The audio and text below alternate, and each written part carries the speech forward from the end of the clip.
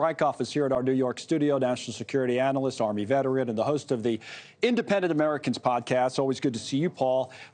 This has been a big deal today that, you have a military raiding a hospital.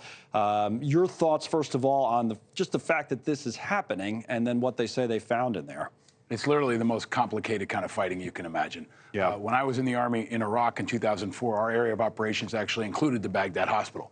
So we had the morgue, we had the hospital complex, we had operating rooms, we had civilians coming in and coming out. It's a really complicated, dynamic environment, very hard to secure, and we didn't have tunnels underneath it. So I think this is really going to be some of the toughest kind of fighting we've ever seen. You've got the civilians in play, and they want to make sure that people are getting treated for what they need to be treated. So it's incredibly complicated, dynamic, and I think all things considered, the casualties could be a lot higher. So I think we should be kind of counting our blessings right now that's as stable as it is, considering how much worse it could be. Interesting. So you think it could be a lot worse. I mean, they're looking, I would assume, as they've shown these video of weapons and everything else, but I'm sure the hope is maybe you find some lead or actually find something to do with the hostages. We've heard for days now there might be a ceasefire, exchange for hostages, but maybe the IDF finds some of them first. How do you think things play out with that? I think it's worth waiting if they can get the hostages out, right? You want to clear them out of the space, and if there's even a hope of that, you got to credit their restraint. But once you get inside, you've got booby traps, you've got mines, you've got any imaginable kind of weapon system that could be down a hole or in a side room.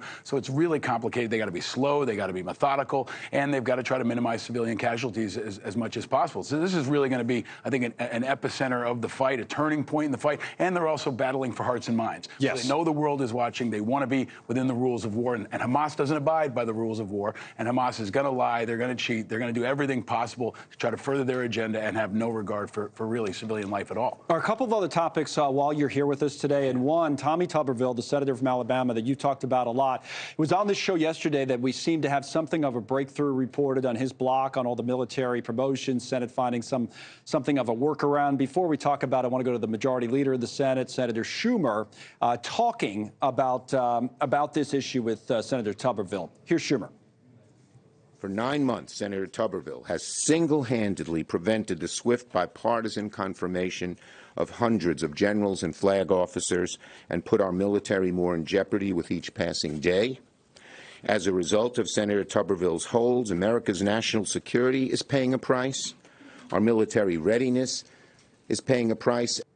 So they found the workaround from the Rules Committee. They voted it out of committee where they can have kind of mass confirmations as opposed to doing it one at a time, getting around what Tuberville's doing. Still's got to pass the Senate, and the funny thing, in the Rules Committee, not one Republican voted in favor. Your thoughts? Yeah, I think this should transcend partisanship. I mean, this is about patriotism, and it's about, we've got fighting overseas. We don't need fighting in the Senate. Right. We need our military strong. 390 appointments right now, and senior military officers are still held up. I think Tuberville's feeling the pressure, not just from Democrats, but now also from Republicans. And maybe this is his off-ramp. He's got to back down. He's got to put our military first. If he wants to have this political crusade on another issue, he can take that offline. But don't put our officers in the middle of it, especially when our allies need our military strong. I thought he was feeling pressure from Republicans, but interesting to see none of them vote for it in committee. I think the argument is they don't want to set a precedent on something like this, but we'll see where it goes. You just said we shouldn't have fighting in the Senate. I don't know if you meant literally, but I'm sure you saw what happened yesterday.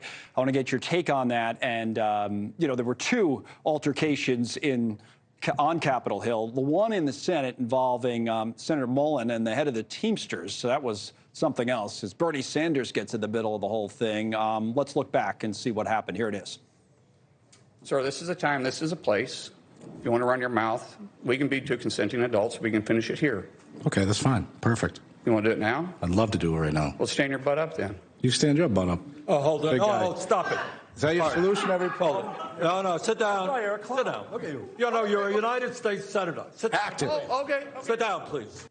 No, we don't like to mess with Brooklyn's Bernie Sanders, but, all kidding aside, this is kind of ridiculous, right? It's shameful. It's unacceptable. And like we said, we've got fighting overseas. We don't need it in the halls of our Congress from a U.S. senator. I mean, our kids are watching. Right? And I think all of us have a responsibility to try to bring the temperature down, to try to find ways to be respectful, to be honorable, and especially as a U.S. senator, you've got to respect that office. And challenging somebody to a street fight is just ridiculous. Another thing, too, not only are our kids watching, our enemies are watching. Yeah. Putin loves seeing this. Hamas loves seeing this. We've got to be unified. We've got to take on our enemies instead of fighting each other in the halls of Congress and out in the streets of America. What do you think should happen with Senator Mullen, if anything, after this? I think he should resign, personally. I mean, if you did that in your job, what would happen? I mean, anybody else in America, if you did that in your office, you'd probably be fired or have to resign or at least be censured, have an apology. Again, it's past partisanship. This is about country first and about setting an example for our kids and for the world. The other thing was Speaker McCarthy supposedly elbowing Congressman Burchett, so that was another one that we still don't know exactly. It's getting worse, and our politicians on both parties have to act like adults.